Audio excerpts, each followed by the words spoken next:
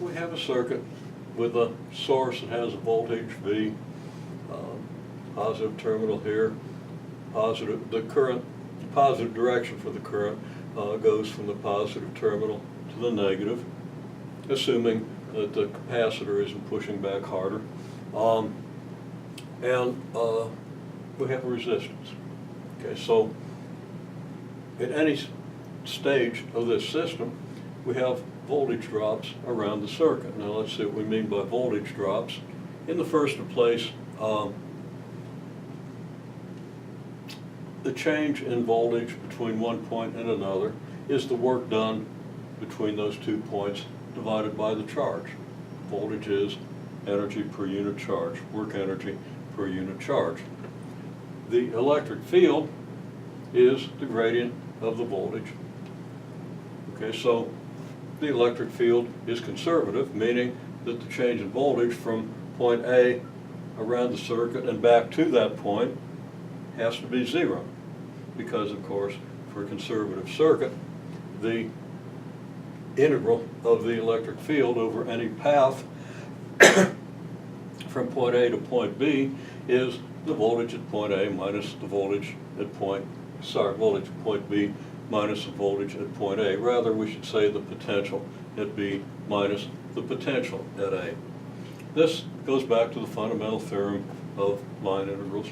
Anytime you integrate a conservative field between 2 points, the integral depends only on the field, only on the potential function for that field at the 2 points, according to this rule. So you might want to review that, assuming you've had multivariable calculus. If not, you can still accept the result.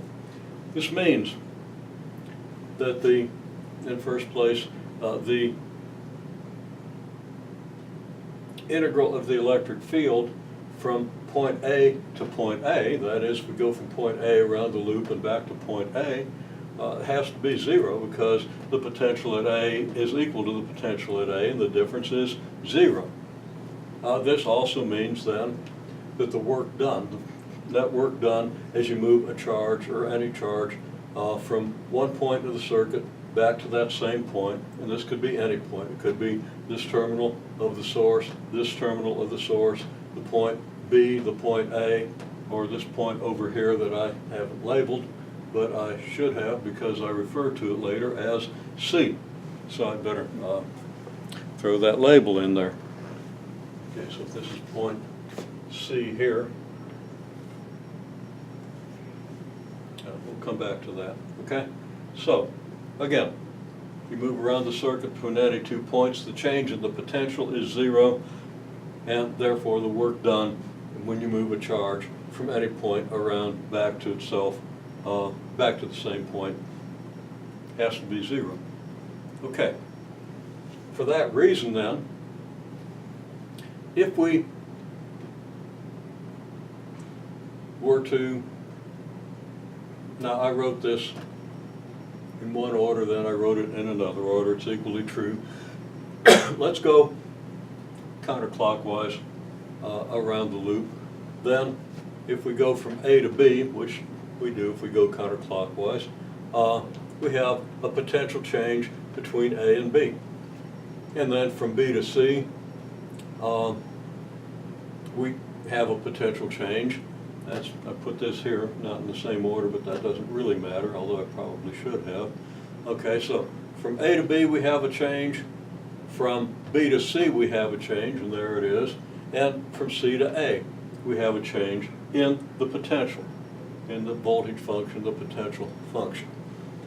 And again, potential is just potential energy per unit of charge.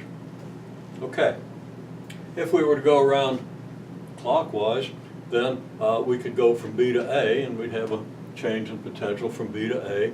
From A to C, we'd have a potential change, and from C to B, we'd have a potential change. And we would have gone then from point A, actually it'd be from point B to point B. So maybe I should have written this as, and that should be the potential change from B to B. And of course, the potential change from B to B is 0 because it doesn't take any work to get from B to B. It doesn't matter if you just stay there or if you go around the circuit in one direction or in the other. Okay. Now, this means, well, from B to C, we have the change in potential through the source. And that is positive. We're going from the negative terminal to the positive terminal.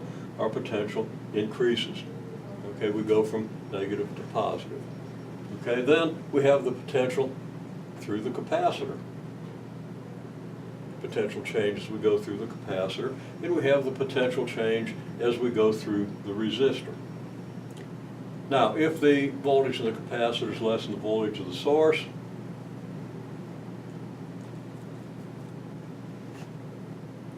well, let me back up on that. Let's just say this thing's been gone for a little while. And what this is going to do is it's basically going to act as if it's moving positive charge from here to here, and of course negative charge from here to here, because the positive terminal of the source repels a positive charge. It's going to repel it toward the positive toward this terminal of the capacitor. The negative charge is going to be repelled from here toward this terminal of the capacitor. And that would tend to continue until you have enough positive charge in this one and enough negative charge on this one that the voltage of the capacitor is equal and opposite to that of the source. Okay, so as we go around here, if the voltage of the capacitor here is, if this is positive and this is negative, then as we go across the capacitor, the voltage is going to drop from positive to negative. Okay? And as we go across the resistor, the voltage drops because it takes energy to move charge across a resistor. You've experienced that with the hand crank generator. So it makes sense then to say that, well, okay, voltage drop as we go around here. Well, the voltage of the source is a negative drop, whereas the voltage across the capacitor and the voltage across the resistor would be positive drops in this case, where you have plus here and minus here. Okay? The change in voltage across the source is positive. The change in voltage across the capacitor is negative. The change in voltage across the resistor is negative, at least the way I've drawn this. If the current is going this way and this plate of the capacitor is positive and this one's negative. Okay, so we have positive, negative, negative changes in voltage, which means this drops and this drops, so a positive drop. Here we have a positive drop here, and we have a positive change in voltage, which we would regard as a negative drop.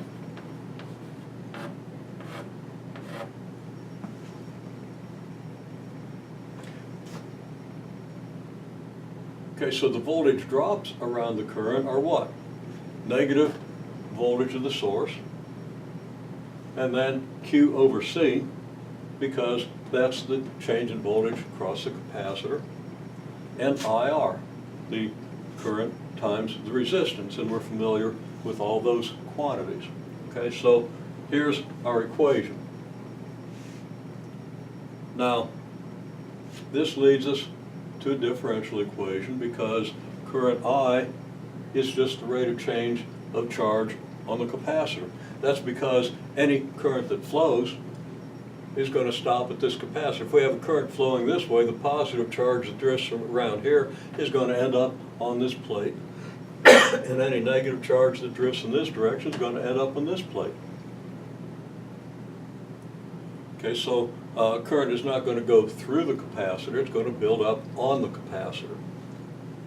And the rate of change of the charge on the capacitor then is equal to your current. So, what do we have? We can put this all together. IR becomes R times dQ dt. Q over C is just Q over C. And the voltage of the source we can put on the right-hand side of the equation, so that the voltage drop across the capacitor plus the voltage drop across the capacitor here plus the voltage drop across the resistor here is equal to the voltage of the source. And if we put these quantities on two sides of the equation, you see why we talk about voltage drop. Because the voltage drops, if we add the voltage drops, they'll equal the voltage of the source. Again, because in the case, at least where I've drawn, voltage of the source has one sign, voltage drops across the capacitor and resistor have the opposite sign. So if I move the voltage in the source here, everything is positive. Okay. So we can write this, of course, dividing everything by R, and assuming, of course, resistance isn't zero, and it pretty much never is unless you're talking about superconductors. And then you still have to worry about your source. There's always some kind of resistance. Anyhow, you have a Q prime, and then dividing through by R, you get a Q prime here, which is, of course, same as dQ dt. You get Q over RC here, and you get voltage of the source over R here. So there's a actually very simple differential equation that anybody who knows a little calculus can easily solve. And we'll talk about how to solve this. But right here is the equation in terms of the charge Q and the derivative or rate of change of that charge with respect to time.